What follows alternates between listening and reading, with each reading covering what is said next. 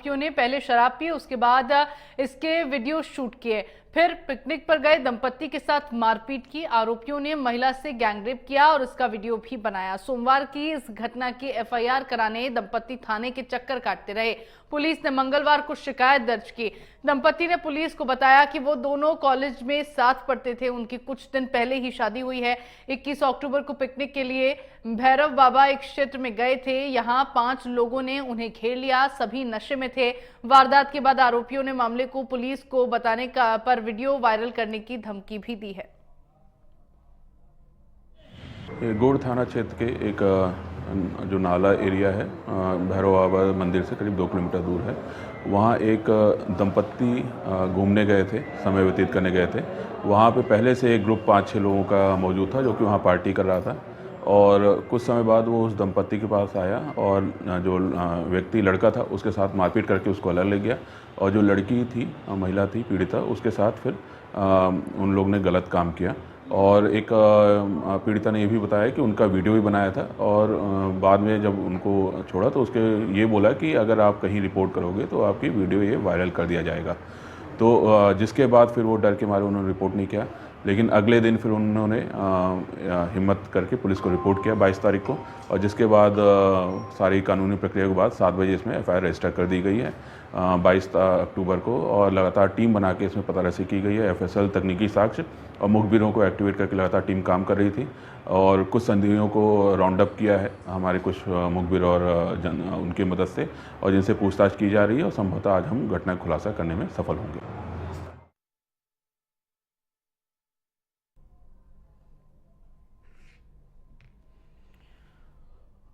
नशे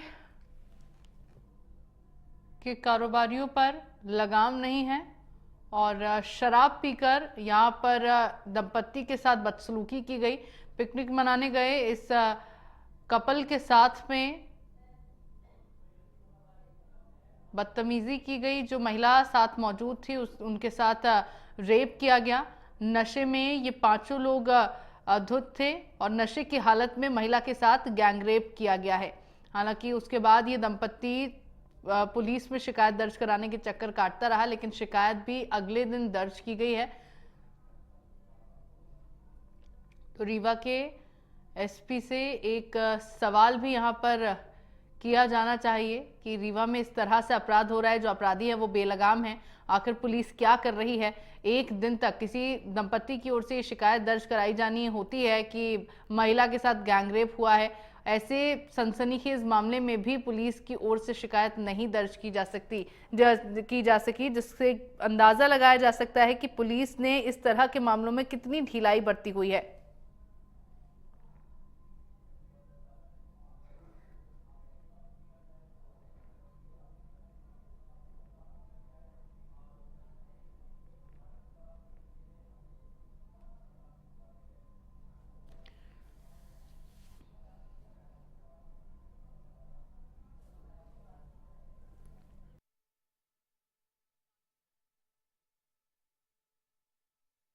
वहां पर पिकनिक मनाने एक कपल पहुंचता है, और उसी दौरान इस दंपत्ति को पकड़ लिया जाता है। 5 लोग मिलकर इन्हें घेर लेते हैं। जो महिला वहां पर मौजूद होती है उसके साथ गैंगरेप किया जाता है, और जब पुलिस में इस मामले की शिकायत लिखवाई जानी चाहिए दंपत्ति ने, तो फिर पुलिस की ओर से मामले में ढिलाई बरती गई, और उस दिन शिकायत ना लिखकर अगले दिन शिकायत लिखी गई।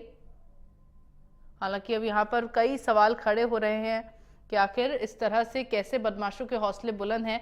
नशे के जो कारोबार है उस पर कोई लगाम नहीं है, और उसी के चलते इस तरह की वारदातों को अंजाम दिया जाता है। नशे की हालत में इन 5 लोगों ने इस महिला के साथ में गैंगरेप किया, और वहां पर गैंगरेप करने के बाद महिला का वीडियो भी बनाया, दंपत्ति के साथ मारपीट भी की, जिसके बाद दंपत्ति की ओर से इस बात की जानकारी दी गई है कि उन सभी बदमाशों ने इस बात की धमकी भी दी कि अगर पुलिस में इस बात की शिकायत करवाई तो वो उस वीडियो को वायरल कर देंगे।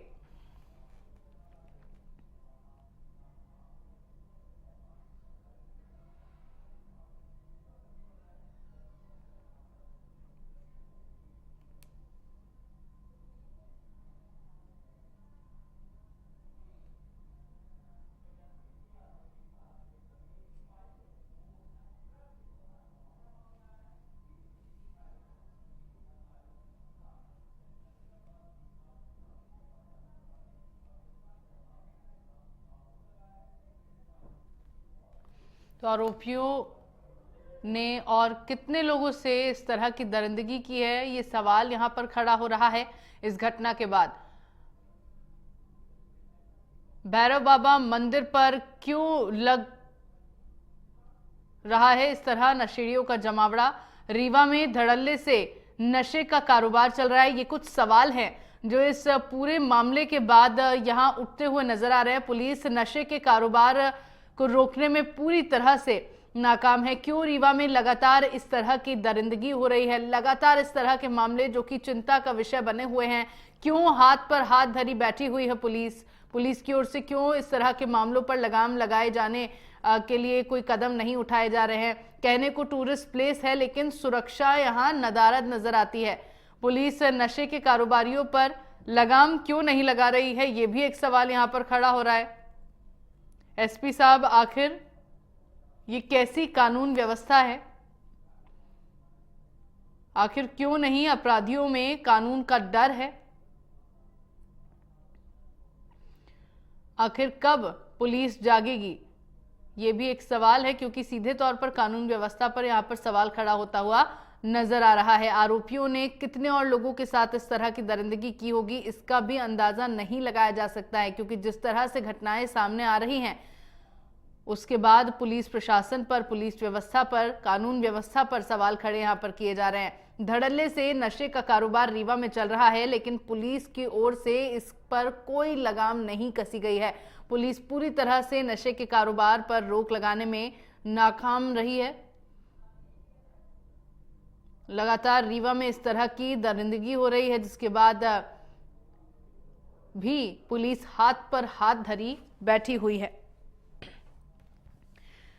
हालांकि रीवा कहने को तो टूरिस्ट प्लेस है, लेकिन सुरक्षा यहाँ पर इसी लिहाज से चाक चौबंद होनी चाहिए। फिर भी सुरक्षा यहाँ पर नदारद नजर आती है। नशे के कारोबारियों पर पुलिस लगाम क्यों नहीं लगा पा रही है?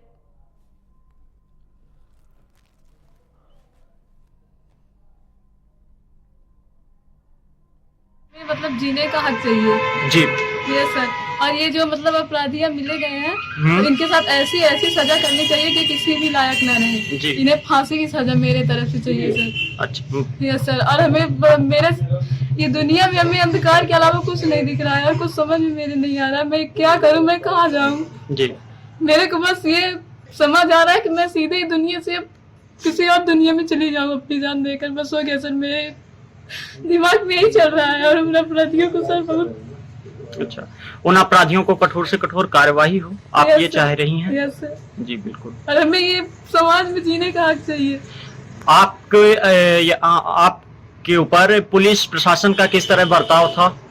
सर पुलिस प्रशासन का बहुत अच्छे से बर्ताव था जी। जी पुलिस सर। प्रशासन ने आपको घटना की जानकारी के बाद किस तरह कोऑपरेट किया? सर वो पुलिस घटना की जानकारी के बाद वो रात दिन एक कर दिया अपराधियों को ढूंढने में। जी जी सर। अभी तक क्या जानकारी है कि कितने आरोपी पकड़े गए हैं? अभी तक जानकारी सर 7 आरोपियों को मैं देखी हूँ और एक को नहीं देखी हूँ अभी। जी। कॉलेज में मैम नहीं आई थी, तो हम लोग भैरव बाबा चले गए थे। जी। मंदिर से आए तो उधर झरने साइड गए, जी। तो उधर 5-7 लड़के दिखे तो हम लोग आगे चले गए थे। जी।